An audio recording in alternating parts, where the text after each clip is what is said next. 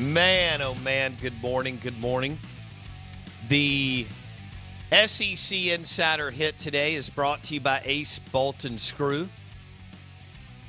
powered by DeWalt Tools. Ace Bolt and Screw, powered by DeWalt Tools. New location, Gluckstadt, Madison County. Ace Bolt and Screw, acebolt.net. They've also got their downtown location, Tupelo, and Atlanta. Ace Bolt and Screw, powered by DeWalt Tools. The SEC Insider Hit this morning is also brought to you by Eye Care Professionals. They have added another location. So they've had their location for 17, 18 plus years.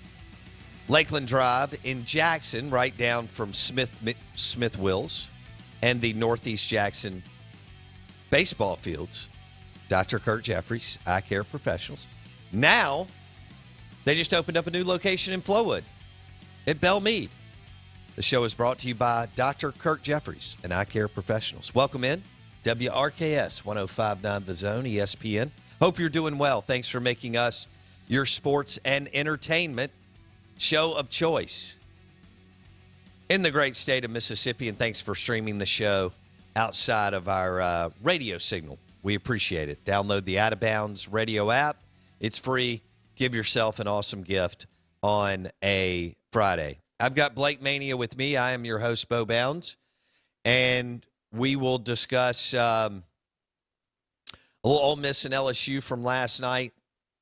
Our Mississippi Ag text line is already has been hit by some Ole Miss fans that they're questioning Bianco managing the bullpen.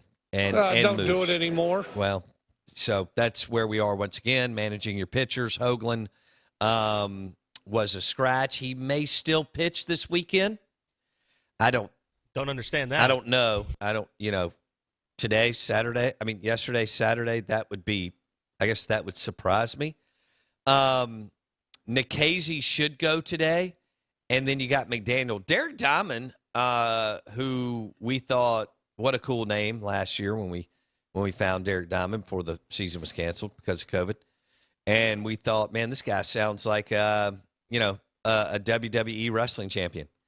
And last night he pitched very well for Ole Miss. He did.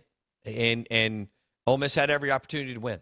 So they gave away a lead late, and it was a loss. And I don't know why it is, but now in this state, like, both fan bases literally live and die with every baseball game. Yes.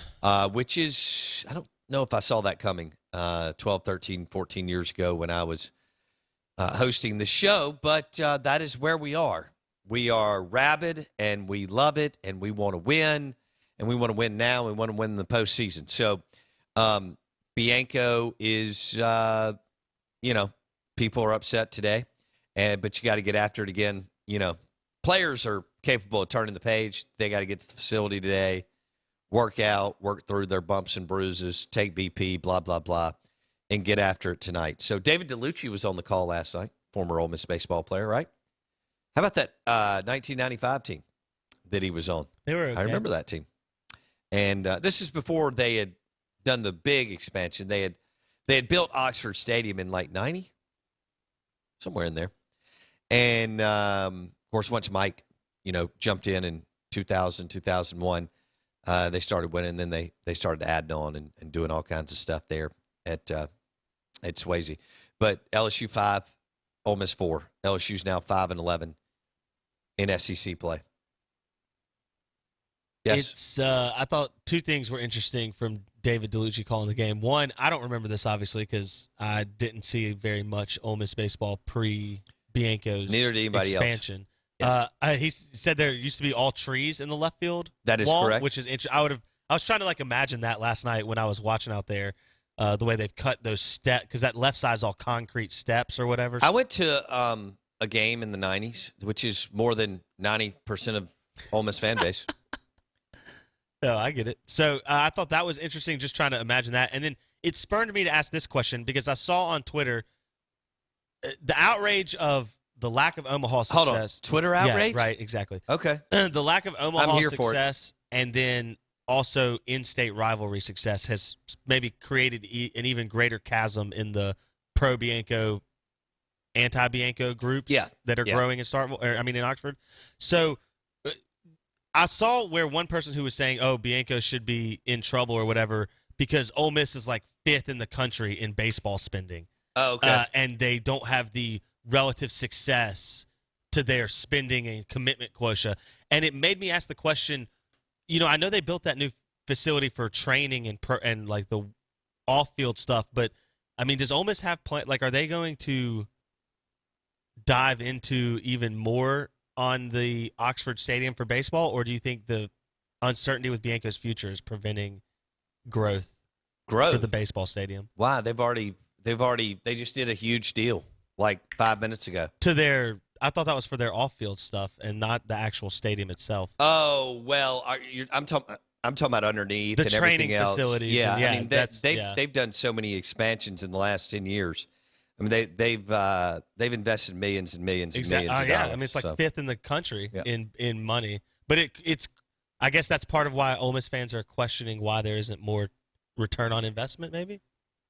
I just think it's about on the field, production in the postseason. I mean, it's simple. But that's your ROI. The that's CWS appearances is where this thing all comes. I mean, it all comes down to College World Series and Omaha. Michigan spends a lot of money on football, Blake. They haven't done anything in 25 years. 3rd in the country in football spending. Texas spends a ton of money. They're 2nd. Southern Cal, and they don't do anything with it. So this happens all the time. But they change coaches pretty regularly too, or have, and Ole Miss hasn't. Yeah, is the question. But Bianco's won so much. I mean, when you win 40 games a year, it's and you're always in the postseason, and you're always in the hunt. It's a very difficult thing. I mean, what if Keith Carter misses? What if he makes a move and they take not one step back, but 2 steps back? What's more likely, that you hire a better, less than, or equivalent coach to Mike Bianco? Less than. Because there's more less thans than there are. I mean, there's still this idea that Dan McDonnell's going to run to Oxford. I'm not convinced of that. We talked about that earlier. Yeah. He may run to LSU, but would a Tim Tadlock or something like that, like we talked about, go to LSU? I don't know. So we'll monitor that. Rob J is going to join us in a minute. We've got some great audio from Deion Sanders. Blake, are we going to drop that? All right. So this is Deion Sanders. He did not want to go to the Detroit Lions when he was drafted out of Florida State. And this is what he had to say on draft day. This is Deion Sanders on draft day. Blake? Atlanta Falcons first-round choice, Deion Sanders, cornerback, Florida State. When Detroit took the other Sanders, I saw a big grin come across your face. Man, I was so happy. But I was kind of scared. I thought Detroit was going to take me. I would have asked for so much money that I had to put me on layaway. On layaway, huh? No baseball's leverage there, huh? No. I was going to ask for so much money, they would have to put me on layaway. My goodness. This guy's the gift that keeps on giving. Deion Sanders, primetime, 1989, drafted. You know who else was drafted right around Deion? Number 1 was Troy Aikman. And, of course, Barry Sanders went to the Detroit Lions, only to have a great career and never win anything. But Deion went to the Falcons, but ended up on 2 winners with the 49ers and the Cowboys. The Out of Bounds Show, 105.9 The Zone, ESPN. The SEC Insider Hit this morning is brought to you by Ace Bolt and Screw, powered by DeWalt Tools. Also presented by Mississippi Sports Medicine and Orthopedic Center. Visit MississippiSportsMedicine.com if you have any kind of orthopedic hiccup. MississippiSportsMedicine.com. You're listening to ESPN, WRKS 105.9 The Zone. We're streaming live on thezone1059.com. You'll have MSU baseball on 106.3. 106.3. It's our sister station, whatever you want to call it. So MSU baseball will be on 106.3 this weekend, and we're streaming live on thezone1059.com and the Out of Bounds radio app. Want to welcome in our friend Rob J., Jackson State Insider, Mr. Jackson State. He joins us on the Modelo guest line. Rob, good morning. How are you, bud? I'm good, Bo. Thank you so much for asking for me this morning. Sure. Thanks for jumping on. Now that we have wrapped up Primetime's first season at Jackson State, what grade would you give Coach Sanders and the team in the first season? F? No, I'm just kidding. I'm just kidding. I probably, considering he had the players from last year, which didn't win but 3 games, I probably would give him maybe a C minus probably. He just didn't have much to work with. I'll change it to a C. He didn't have much to work with, but they did pretty good with with those players that he had from last year, and then they had a couple of injuries. So yeah, I give him a C. Okay, and so they'll turn right around, so to speak, right, and play this fall. How much can they do? This COVID thing's weird. When they got in there, they didn't play last fall. How much improvement do you think is realistic, Rob? And this is weird for me to say from season 1 to season 2 because this season in the winter spring was kind of weird. But so some people will count it as season 1, some will count it as season 2 for Primetime. But how much improvement can they really make between now and Labor Day weekend, Rob? I'm really anxious to see what they're going to have because now the guys that he recruited, all those players that he recruited will play in the fall. And some of those guys that some of the team now, they have left from this spring. And I think it will be a vast improvement from a year ago. Now, his son is going to be, cornerback who's Shiloh, and Shedeur is going to be fighting for the quarterback, but I think we all know that he's going to be the quarterback. But I think they're going to be really, really improved in the fall. Oh, I didn't think about that. So all these coaches, Rob, that you and I cover, Jackson State, Ole Miss, Mississippi State, Southern Miss, they're all under constant scrutiny.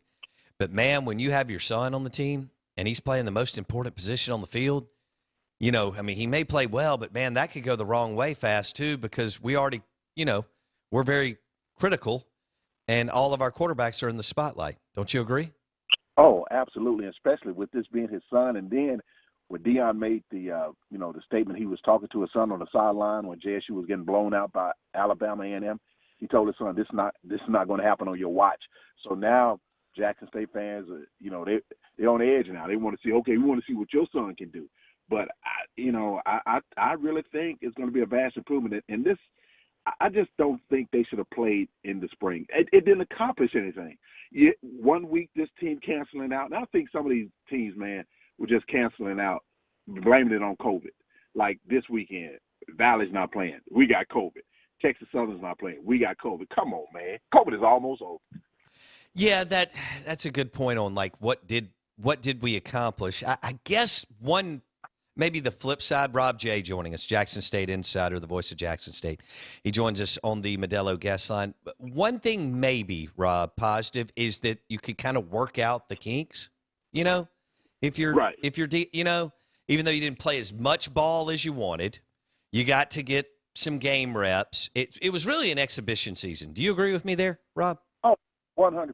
And I asked Deion about that. I said, is the spring really worth it? And he said it's worth it for him and his coaching staff so he can see what he actually has. And now he can make some changes, and which is what he did.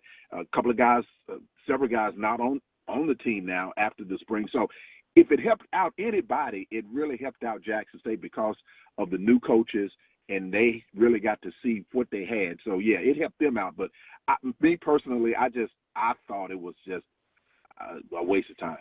Yeah, I see that. Rob J. on the Out of Bounds show. So they're going to start a true if Deion's son wins the QB position competition, they will start a true freshman at QB. That's Correct. Not a recipe for success, Rob. Man, if I was Deion, I'd almost rather start somebody else this fall and give his son a year to, learn even more about the offense and the collegiate game and so on and go for next year. How do you see it, Rob? Well, like I said, and like you said, this spring his son was at every game on the sideline, in his street clothes watching. So I guess he got the feel of college football or SWAC football that way. And plus, unlike any of the other quarterbacks on the Jackson State team right now, Deion's son has worked with NFL guys, like Peyton Manning and all these guys. So he knows football. So I would take all that into consideration. Okay. Have you had an opportunity to read the article on theathletic.com about how Deion Robinson and Deion and how everything came to fruition and how he got the job, Rob? No, I did not. Okay. All right. Well, if you get a chance this weekend, it's a fascinating article on just kind of the behind the scenes as far as Deion getting to campus. So probably making a giant step this year is not realistic, but maybe making a giant step between now and 2022 is realistic. Is that how you see it? Yes. Okay. Absolutely. How many guys do you know offhand that will join the team this summer between recruits and so on? I would say 15. If I'm not mistaken, I think 15 guys will join the team. And then he told us during his last press conference this week that they're still recruiting guys and they're going to bring some more guys in. So it's going to be something to see. I really want to see what it's going to look like with him and his new players. Honestly, I think Jackson State's team in the fall will be a totally different look. They have a totally different look, and I'm anxious to see what it's going to look like. Are they committed as far as like the strength and conditioning program, Rob? Absolutely, and that's one of the things, and it's interesting that you said that because that's one of the things he talked about in his last post-game interview on Tuesday. He said that these guys are committed. He said that some of the guys that were on the team that are transferring out and getting in the transfer portal were not committed to the team.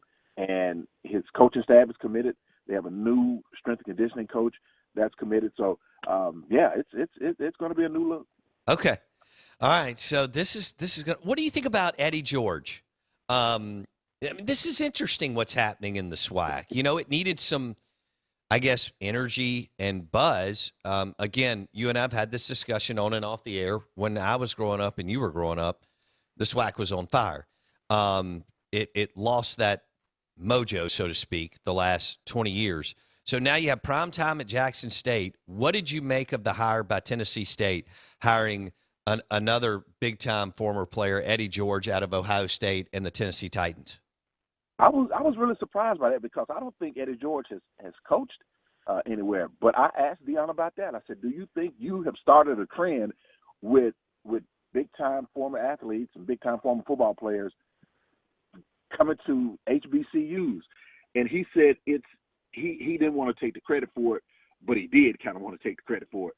And he said it's something that he hopes that happens to other HBCUs because his goal is to put black college football on the map and help them out. And I tell you what he did, with him coaching at Jackson State and ESPN showing, I guess all of his games actually. Right. That really helped the Southern University coach get a job. He got a job at Norfolk State. So Deion Sanders, he said he's here to help, and so far, I can't say he didn't because he has helped get more attention, bring more attention to HBCUs. No question. No question about that. Rob J. with Jackson State on the Modelo guest line, talking primetime. And I guess his first exhibition season, and they'll play again this fall, which will be real deal stuff.